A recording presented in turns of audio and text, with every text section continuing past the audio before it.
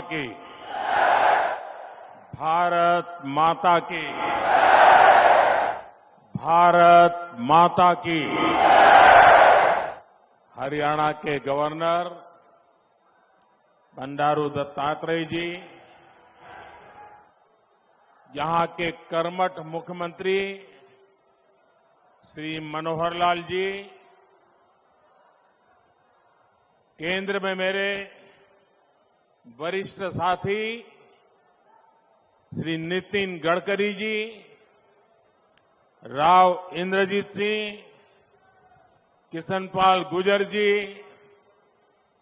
हरियाणा के उप मुख्यमंत्री दुष्यंत जी, बीजेपी के प्रदेश के अध्यक्ष और पार्लियामेंट में मेरे साथी नायब श्री सैनी जी, अन्य सभी महानुभाव और विशाल संख्या में पधारे हुए मेरे प्यारे भाइयों और बहनों, मैं अभी मेरे सामने स्क्रीन पे देख रहा था, आधुनिक टेक्नोलॉजी कनेक्टिविटी के द्वारा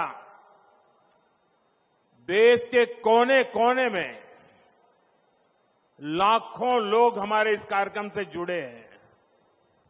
एक जमाना था, दिल्ली से विज्ञान भवन से कार्यक्रम होता था, देश जुड़ता था। वक्त बदल चुका है, गुरुग्राम में कार्यक्रम होता है, देश जुड़ जाता है। ये सामर्थ्य हरियाणा दिखा रहा है। देश ने आज आधुनिक कनेक्टिविटी की तरफ एक और बड़ा अहम कदम उठाया है। मुझे खुशी है कि आज मुझे द्वारका एक्सप्रेसवे को देश को समर्पित करने का अवसर मिला है। इस एक्सप्रेसवे पर 9,000 करोड़ रुपए से ज्यादा खर्च किए गए हैं। आज से दिल्ली हरियाणा के बीच यातायात का अनुभव हमेशा के लिए बदल जाएगा। ये आधुनिक एक्सप्रेसवे केवल गाड़ियों में ही नहीं, बल्कि दिल्ली एनसीआर के लोगों की जिंदगी में भी गियर शिफ्ट करने का काम करेगा। मैं दिल्ली, एनसीआर और हरियाणा की जनता को इस आधुनिक एक्सप्रेसवे के लिए अनेक अनेक शुभकामनाएं देता हूं।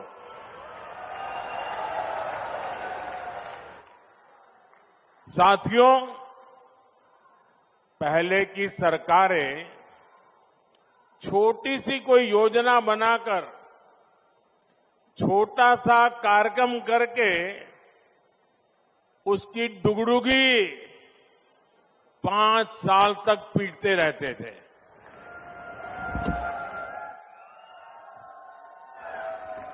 वहीं भाजपा सरकार जिस रफ्तार से काम कर रही है, उसमें शिलान्यास, लोकार्पण के लिए समय कम पड़ रहा है, दिन कम पड़ रहे हैं जी।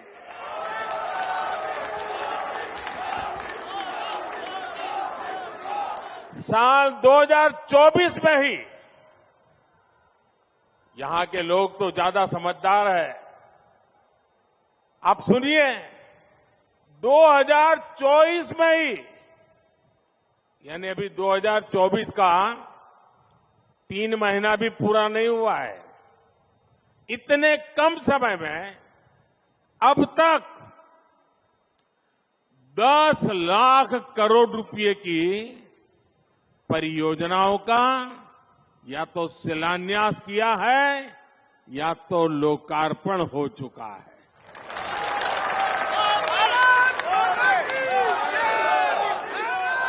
और मैं ये जो कह रहा हूं ना, ये तो मैं सिर्फ उन प्रोजेक्ट की चर्चा कर रहा हूं जिनमें मैं खुद शामिल हुआ हूं। उसके सिवाय मेरे मंत्रियों ने, हमारे मुख्यमंत्रियों ने जो किया वो अलग। और आप देखिए, 5-5 साल में कभी आपने सुना नहीं होगा, देखा नहीं होगा। 2014 के पहले का जमाना जरा याद करिए। आज भी यहां एक दिन में देश भर के लिए 1 लाख करोड़ रुपए से ज्यादा की 100 से अधिक परियोजनाओं का या तो लोकार्पण हुआ है या शिलान्यास हुआ है। इनमें दक्षिण में कर्नाटका, केरला, आंध्र प्रदेश के विकास कार्य है, उत्तर में हरियाणा और यूपी के विकास कार्य हैं, पूरब में बिहार और बंगाल के प्रोजेक्ट हैं, और पश्चिम में महाराष्ट्र, पंजाब और राजस्थान के लिए हजारों करोड़ रुपयों के विकास परियोजनाएं हैं। आज जो लोकार्पण हुआ है उसमें राजस्थान में अमृतसर भटिंडा जामनगर कॉरिडोर की लंबाई 540 किलोमीटर तक बढ़ाई जाएगी। बेंगलुरु रिंग रोड के विकास के वहां ट्रैफिक की मुश्किलें काफी मात्रा में कम होगी। मैं पूरब से पश्चिम, उत्तर से दक्षिण सभी राज्यों के करोड़ों करोड़ों नागरिकों को इतनी सारी विकास की योजनाओं के लिए अनेक अनेक बधाई देता हूं। साथियों, समस्या और संभावना में केवल सोच का फर्क होता है, और समस्याओं को संभावनाओं में बदल देना ये मोदी की गारंटी है।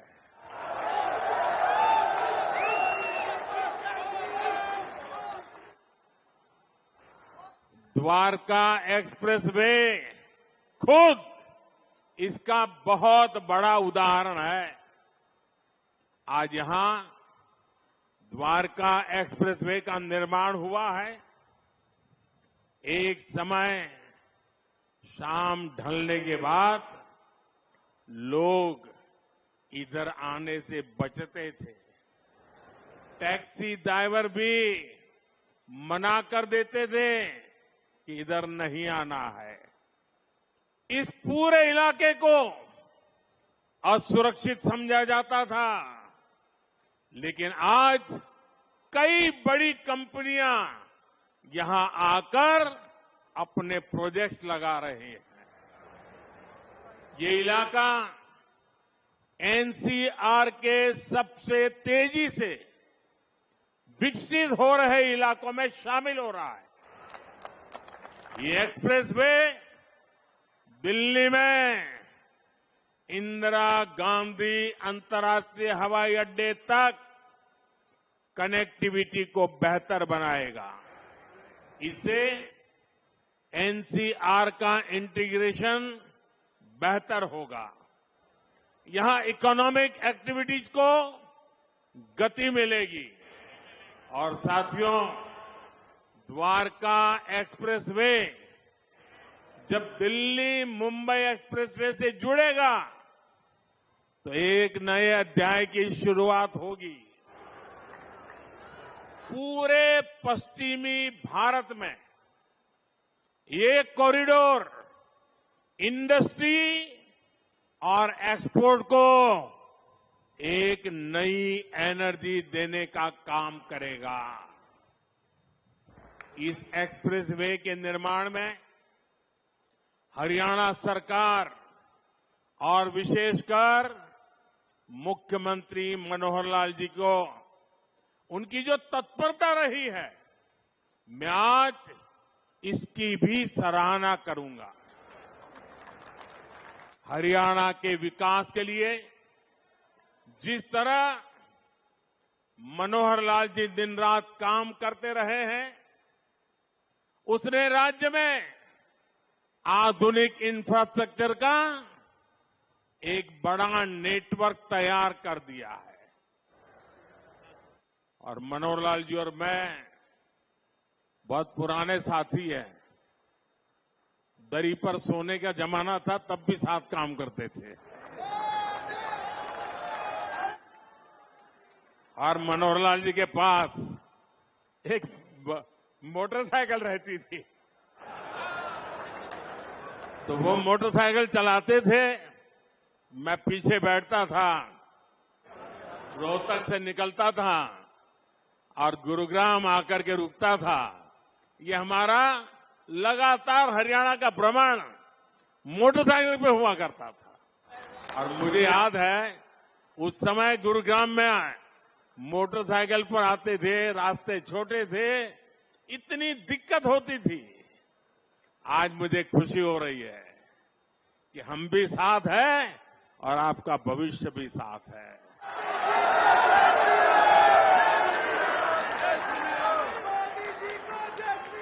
विकसित हरियाणा, विकसित भारत के मूल मंत्र को हरियाणा की राज्य सरकार मनोहर जी के नेतृत्व में निरंतर सशक्त कर रही है।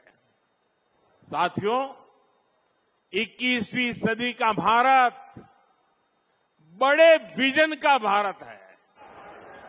ये बड़े लक्ष्यों का भारत है। आज का भारत प्रगति की रफ्तार से कोई समझौता नहीं कर सकता। और आप लोगों ने अब मुझे भली भांति जाना भी है, पहचाना भी है, समझा भी है। आपने देखा होगा, न मैं छोटा सोच सकता हूं, न मैं मामूली सपने देखता हूं, न ही मैं मामूली संकल्प करता हूं। मुझे जो भी करना है विराट चाहिए, विशाल चाहिए, तेज गति से चाहिए। इसलिए कि मुझे 2047 में हिंदुस्तान को विकसित भारत के रूप में देखना है। दोस्तों, आपके बच्चों के उज्जवल भविष्य के लिए जी जान से जुटे रहना है। जी,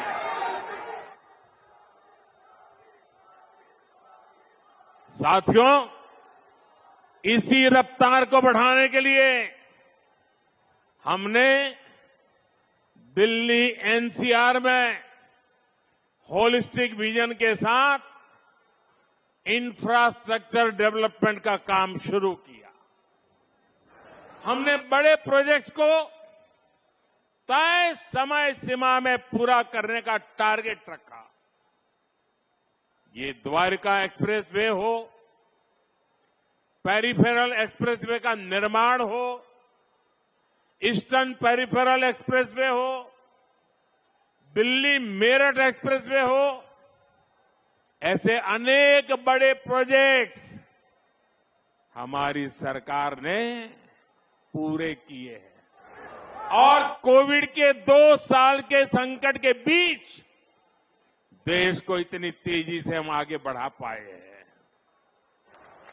दिल्ली एनसीआर में पिछले 10 वर्षों में 230 किलोमीटर से ज्यादा नई मेट्रो लाइनें शुरू हुई है। जेवर में इंटरनेशनल एयरपोर्ट के निर्माण का काम तेज गति से आगे बढ़ रहा है।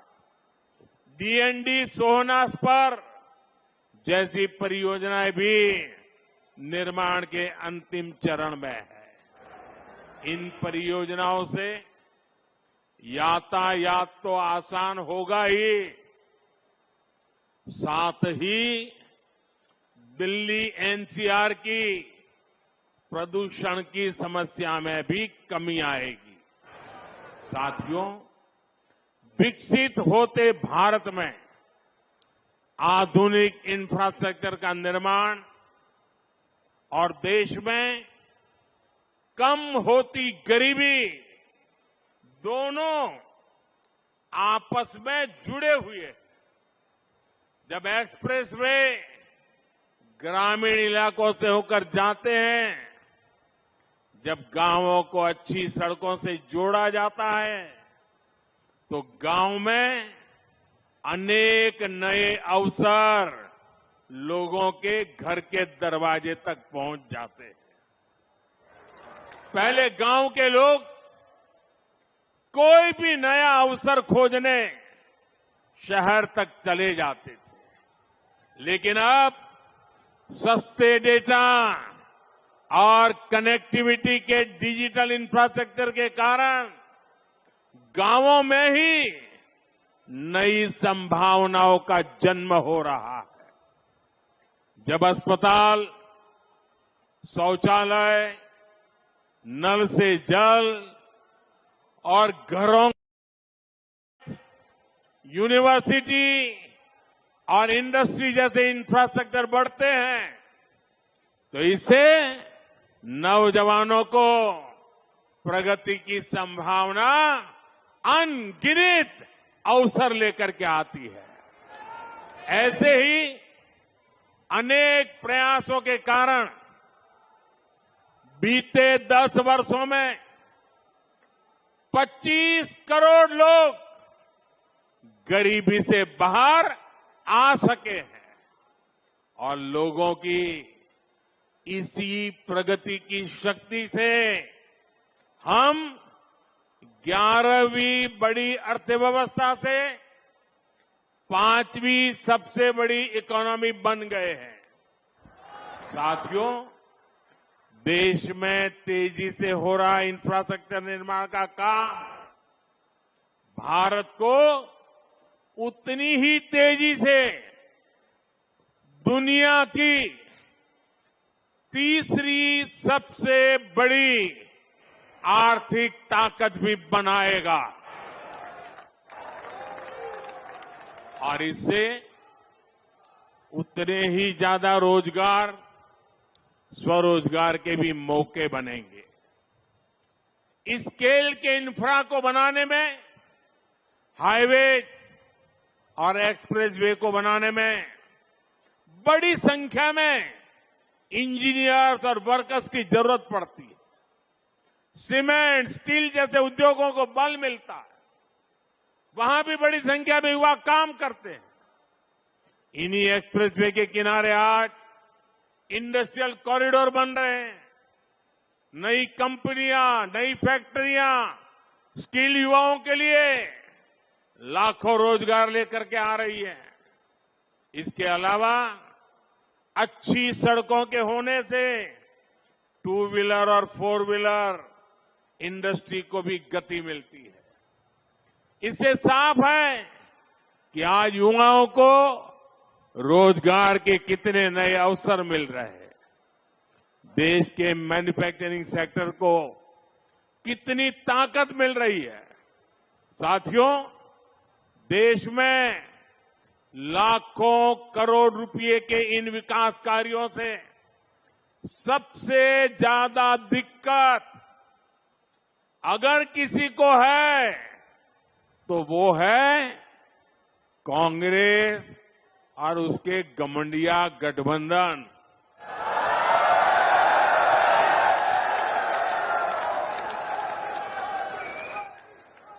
उनकी नींद हराम हो गई है। इतने सारे विकास के काम और वो एक की बात कर रहे हैं तो मोदी 10 और कर देता है। उनको समझ ही नहीं आ रहा है क्या इतनी तेजी से काम भी हो सकते हैं क्या। और इसलिए अब विकास के मुद्दों पर चर्चा करने की उनकी ताकत बची रही है। और इसलिए वो लोग कह रहे हैं कि मोदी चुनाव की वजह से लाखों करोड़ रुपयों के काम कर रहा है। 10 वर्षों में देश इतना बदल गया, लेकिन कांग्रेस और उसके दोस्तों का चश्मा नहीं बदला है। इनके चश्मे का नंबर अभी भी वही है, all negative, all negative. Negativity और केवल नेगेटिविटी, यही कांग्रेस और इंडी गठबंधन वालों का चरित्र बन गया है। ये तो वो लोग हैं जो केवल चुनावी घोषणाओं की सरकार चलाते थे।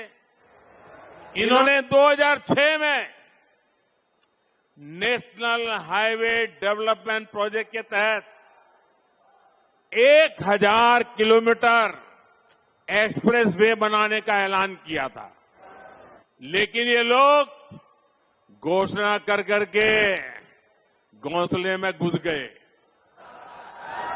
हाथ पर हाथ रख करके बैठे रहे। ईस्टर्न पेरिफेरल एक्सप्रेस वे की बातें 2008 में की गई थी, लेकिन इसे पूरा हमारी सरकार ने 2018 में किया।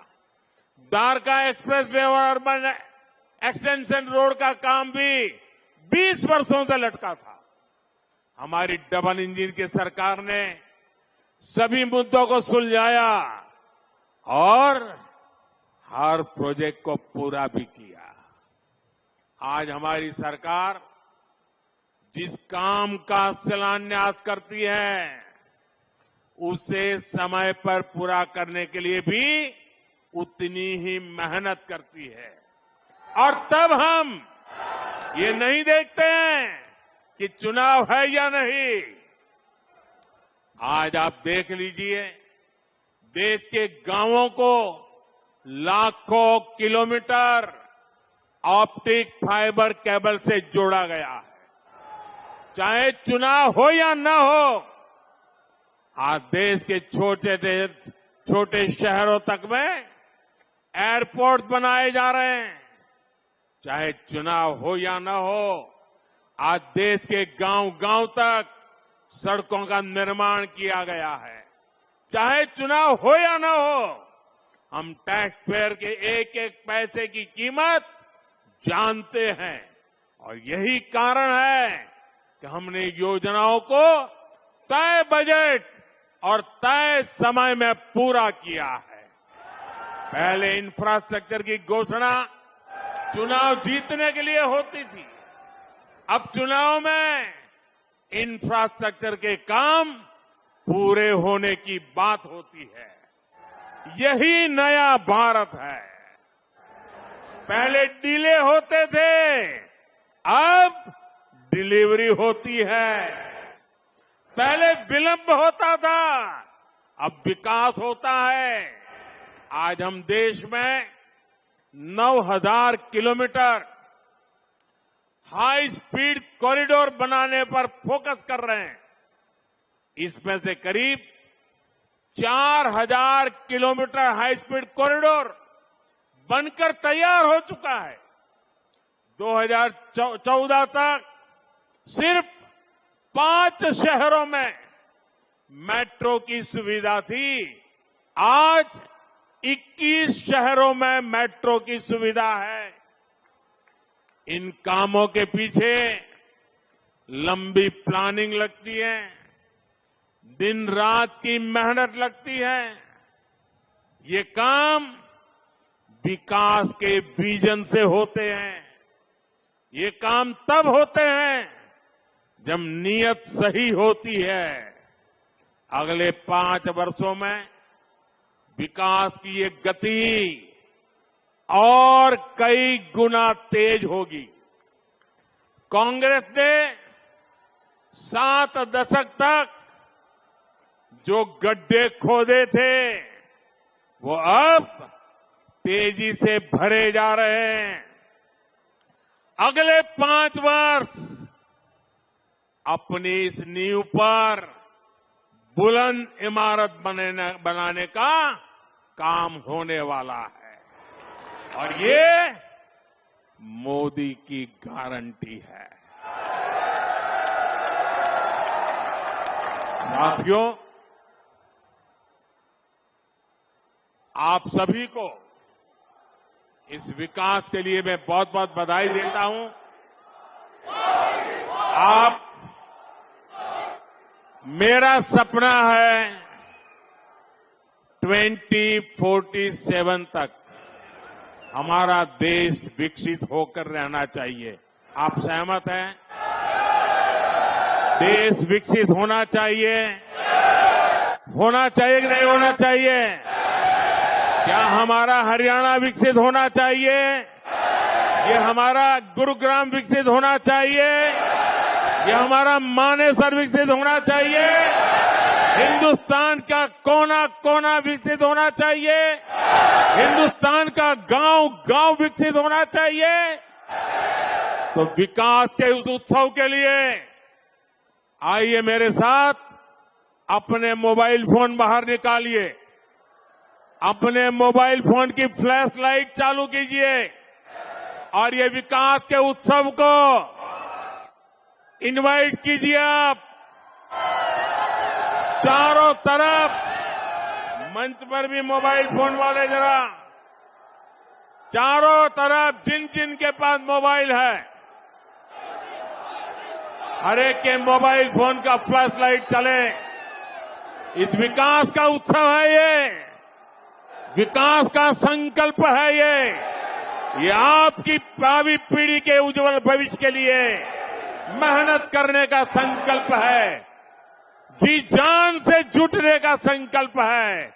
मेरे साथ बोलिए भारत माता की, भारत माता की, भारत माता की। बहुत बहुत धन्यवाद।